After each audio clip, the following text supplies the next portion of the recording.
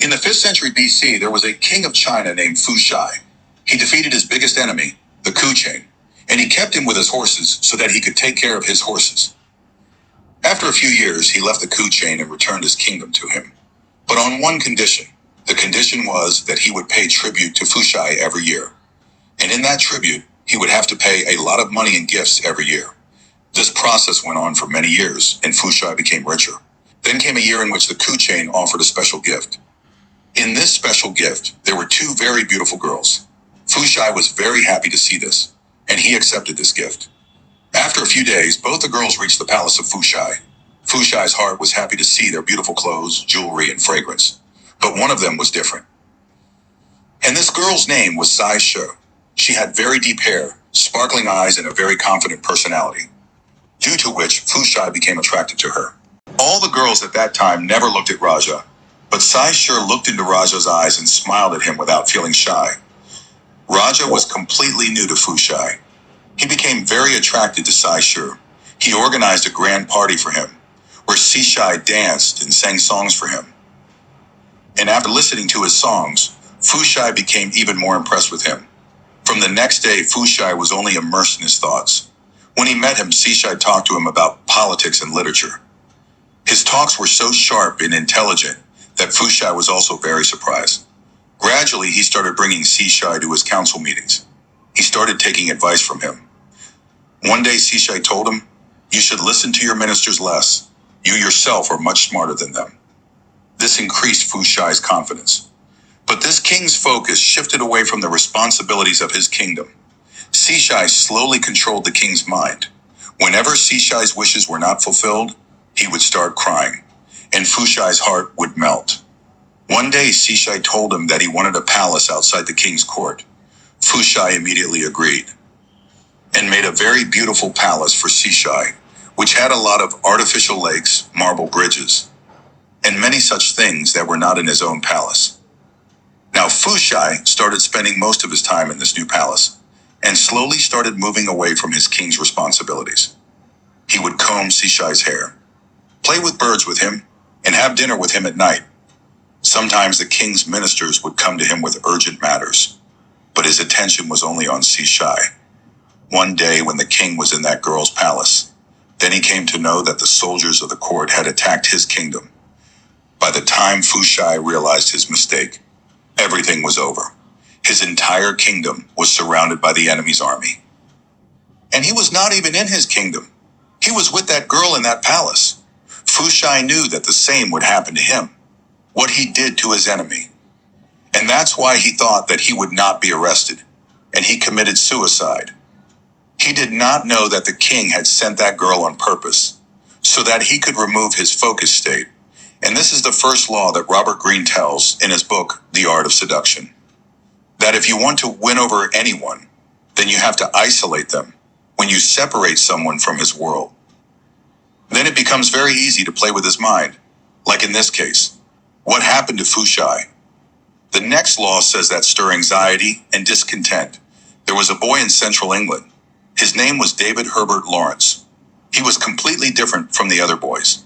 He did not like games much. He used to stay alone.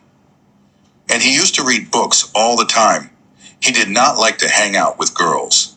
There was a family with this boy, whose name was Chambers family.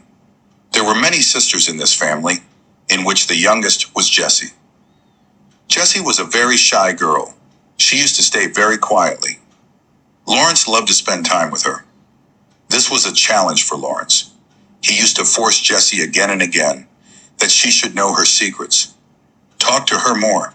Initially, Jessie felt very strange, but slowly she started liking Lawrence. And with time, their friendship started growing. These people kept meeting each other for years. But one day, Lawrence did not come on time to meet Jessie. Jessie kept waiting for a long time. She kept thinking what happened. The next day when Lawrence came, then he was a little different, completely quiet, lost in thought. The first time it happened that Lawrence was quiet, and Jessie wanted him to talk when Lawrence started talking. Then everything was different this time. Lawrence told her that Jessie is coming very close to him, and this is not good for her future. She asked Jessie what is her next plan. Who will she marry? When will she marry? Hearing this, Jessie was completely shaken. She had always thought that Lawrence will be her life partner. She started feeling restless, which stuck with her like a shadow. Jessie thought that Lawrence will never come to meet her again. But Lawrence, every time he comes to meet her, but every time he finds a flaw in Jessie, you are not a person at all. You're like a robot. What will you marry someone? What will you keep someone happy? Hearing these things, Jessie's heart started breaking. One day, Lawrence told Jessie that I am going to London for a teaching job. Jessie had already made up her mind that she will have to separate from Lawrence. And after hearing this, Jessie thought, that as the distance increases, maybe I will be able to forget Lawrence easily. But when Lawrence said goodbye to Jessie, then he was in a very loving tone. Even after going away from Jessie, Lawrence kept writing her letters. In those letters, Lawrence wrote that he has found a girl, and maybe he will marry her. This made Jessie even more insecure. Then when Lawrence came back on Christmas, then he played another game with Jessie. He said that he had made a mistake before, but now he realized that he can't live with anyone other than Jessie, and he will always love her. Hearing this, Jessie's mind turned again. Jessie was thinking of leaving Lawrence, and suddenly he proposed her for marriage. Happy, Jessie said yes to him.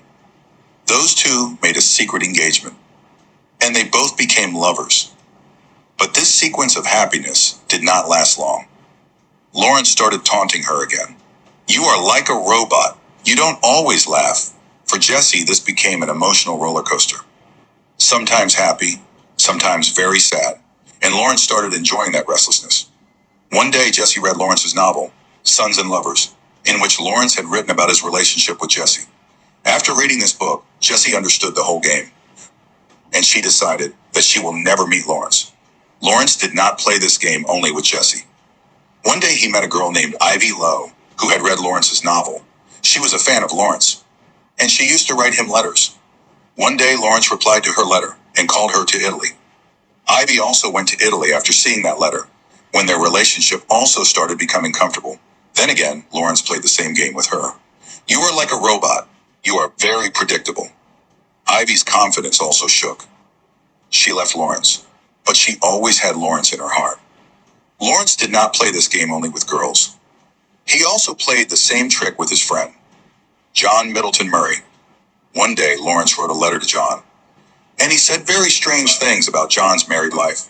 For the first time, John felt something strange for a man who was scolding him, but at the same time, it felt like he cared for him. This confused John a lot, according to Robert Greene. Lawrence was playing mind games. Every time he would send mixed signals to his target. Sometimes he would show a lot of affection. And as soon as the target started becoming comfortable, to arouse insecurity in them, he would start very negative things, because of which the other person would always think about him. Next log is create distractions. In December 1898, the Princess of Beijing, China, Fu Shai did a very strange thing. She invited the wives of the Western ambassadors living in China to her city for a party. After hearing this invite, the husband of these wives felt very strange because he didn't believe in Fu Shai at all. This queen's past was filled with a lot of controversy. She was from a Manchu family, which was ruling China for 300 years. And this family didn't want at all that there was anything in China, which came from the Western world. And just a few months ago, the king of China, he made some changes in China, which the Western people liked a lot. But within 100 days, this king's health started deteriorating. And after that, this queen took over the throne. All the ambassadors of the West felt that all this was done by this queen. Maybe she poisoned the king. That's why when this queen invited the wives of these Western ambassadors, then these husbands strictly warned their wives, don't trust this queen at all. She can do anything. But when the wives of these Western ambassadors reached the queen's palace, then they were welcomed a lot. All the people who came to receive their wives, they were all in Western clothes. They wore a velvet dress, a long cap. When they reached the audience hall, the prince and princess welcomed them. When they met the queen The queen welcomed them a lot. She held the hands of the Western ambassadors. She gave a gold ring to every woman. Seeing all this, all the women's hearts melted. All the women were seated on the princess's seat. Then when everyone started talking, the princess said, "We all are one family. We all are one family." Then all the women saw a very good dance performance. After the dance performance, the princess said again, "I don't know if you like this performance or not. Maybe this is less than your standards." Then she said again, "We all are one family." After all this, all the women were very impressed by this, and they all started talking to each other. "Maybe we are wrong. This queen is so friendly. She is so good." After going back, they all told their husbands that the princess is very good. Whatever we have heard about her, those are all rumors, and those Western ambassadors, after listening to their wives, sent these reports to their own country. Actually, what happened was, all this was a drama. The princess forced the emperor to leave his throne. The princess did not like Western people at all. According to her, they were all traitors. She never liked the ambassadors' wives. But all this dance performance, all this drama, this gold ring, was only to fool them all. Our learning from this story is, whenever we charm someone, we divert their mind. We forcefully fill their eyes and ears with details. We show them what we want. Well, then they become crazy about us. For this, we can give someone gifts. We can give them clothes. We can make them feel that he is the most special person for whom we are doing everything. Next law says, in 1770, a girl named Torvald was very happy with her husband and her family. She loved her family a lot. For a few weeks, she came to stay at her friend's house. Torvald's routine was very simple.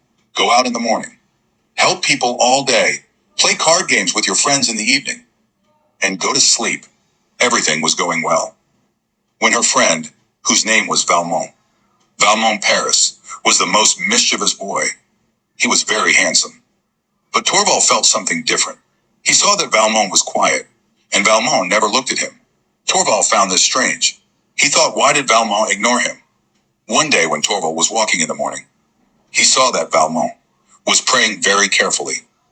Then he thought that Valmont was regretting his past mistakes. When people came to know that Valmont was at Torvald's friend's house, Torvald's friend wrote a letter to Torvald, in which it was written that he should stay away from Valmont. But Torvald felt that a man like Valmont can't hurt him. Still, he started keeping an eye on Valmont. One day he saw that Valmont goes hunting every morning, but never brings the prey. When he asked his servant to spy on Valmont, he found out that Valmont goes to help a poor family. Torvald was happy to hear this. He thought that Valmont is getting better. That same evening, Valmont and Torvald met for the first time, and Valmont suddenly confessed that he is crazy about Torvald's love. A love that he never felt for anyone. He goes to the village every day to help the poor only for Torvald. Torvald was shocked to hear this. He ran to the room and pretended to be sick for a few days. Valmont started writing letters to him and apologizing to him. Torvald asked him to leave the city. Valmont said that he will leave the city, but on one condition. The condition was that he will write letters to him every day from Paris. Gradually, Torvald became crazy about his love. One day, Valmont came back to the city.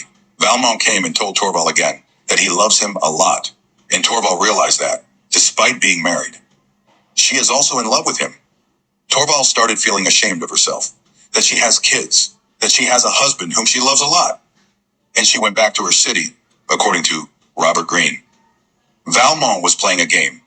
When we make our target feel strong, then he never doubts our intentions. If we openly tell our emotions, tell our weaknesses, then our target feels that we are weak, and that is the main factor, because of which he starts trusting us. Friends, if you don't want to miss such knowledgeable videos, then don't forget to press the bell icon after subscribing. I hope you liked this video. See you in the next video.